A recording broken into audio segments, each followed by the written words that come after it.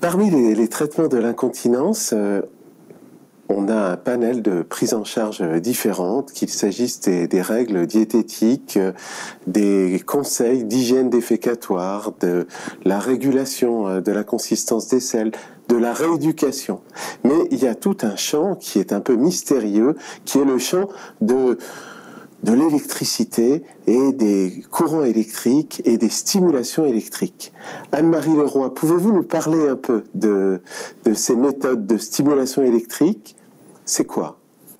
Alors effectivement, on peut très bien stimuler au niveau des racines nerveuses qui vont au rectum, qui vont à l'anus. On peut stimuler ces racines pour améliorer la continence fécale et c'est un des traitements qui est vraiment maintenant privilégié pour prendre en charge les patients qui souffrent d'incontinence fécale quand le traitement médical ou la rééducation a été inefficace. Et donc aujourd'hui, on a tendance à proposer dans beaucoup de circonstances d'incontinence fécale ce type de traitement. C'est-à-dire que le courant électrique va s'appliquer au niveau des nerfs pour stimuler les muscles de l'anus et du rectum? Alors, on se met effectivement sur les nerfs qui vont aux muscles de l'anus et du rectum, mais le mécanisme d'action n'est vraisemblablement pas par une action directe de contraction du sphincter, par exemple. Ça, c'est sûr. Le mécanisme d'action n'est pas encore complètement connu, mais il passerait par une amélioration de la sensibilité, en fait, et de la perception du besoin exonérateur qui permettrait de mieux réguler sa continence anale. Alors c'est très compliqué, on va peut-être pas rentrer dans ces détails-là sur le mécanisme d'action, mais c'est évident que ça marche, ça a été démontré pour la stimulation des racines sacrées dans plusieurs études et on a un grand recul maintenant de plus de 10 ans et donc c'est un traitement efficace. Ça veut dire que si on stimule électriquement au contact d'un nerf, ça doit être douloureux, ça, d'avoir des petites décharges électriques régulières, non? Alors, pas du tout, enfin je ne pense pas, d'abord parce qu'il y a deux moyens de stimuler. Il y a un moyen où on fait une implantation directe, alors sous anesthésie locale ou générale, d'une électrode qui est reliée à un boîtier de stimulation et là on rentre dans la peau, on se met vraiment au niveau du sacrum, au contact des racines sacrées. Donc ça se fait sous anesthésie et après on a un pacemaker qui est implanté et on ne sent plus la stimulation ou très peu. Donc ça, c'est pas douloureux. Et puis il y a un autre moyen de stimuler les racines qui sont des racines qui vont aussi à l'anus et au rectum, mais c'est un petit peu plus loin. On se met sur le nerf de la cheville et en fait, ces racines du nerf de la cheville reviennent sur les racines qui se trouvent au niveau du sacrum. Donc c'est les mêmes, elles se rencontrent au niveau du dos. Ces racines qui viennent de la cheville et qui viennent de l'anus et du rectum se rencontrent au niveau du dos. Et donc, on pose le stimulateur sur la cheville, sur le nerf de la cheville. Et ça, c'est une autre façon encore moins invasive de stimuler les racines nerveuses et qui n'est pas du tout douloureuse, là, pour le coup. Qui ne doit pas être douloureuse. Tout ça est bien compliqué finalement. On stimule au niveau de la jambe pour avoir une réponse au niveau du rectum, un peu comme un point d'acupuncture en quelque sorte. Un petit peu comme ça, voilà. Et alors il faut traverser la peau, comme au contact, comment ça se passe? Il y a deux moyens, soit on utilise des patchs cutanés, soit on utilise effectivement une aiguille qui va à proximité du nerf tibial, donc postérieur, donc du nerf qui passe au niveau de la cheville. Alors, entre les deux méthodes, il semblerait quand même que quand on pique avec une aiguille, alors certes, c'est un peu plus désagréable et douloureux, mais ça semble être plus efficace. Mais néanmoins, il y a quand même quelques résultats, même si on utilise des patchs cutanés qui ne font absolument pas mal. Donc patch cutané ou aiguille, c'est la personne elle-même qui se pique et qui se stimule tous les jours à la maison? Comment ça se passe? A priori, en pratique, le patch, on le fait tout seul à la maison. On a besoin de personne pour se coller des patchs à partir du moment où on vous a appris où les mettre. Maintenant, pour l'aiguille, c'est quand même un petit peu plus invasif et donc il faut revenir régulièrement voir le médecin qui a mis en route le traitement. Et donc, on revient toutes les semaines, puis on essaie d'espacer à toutes les 2 semaines, mais il faut revenir quand même. C'est ça l'inconvénient quand on utilise l'aiguille, c'est qu'on est un peu... on est dépendant de la personne qui va le faire et donc dépendant du médecin qui a mis en route le traitement.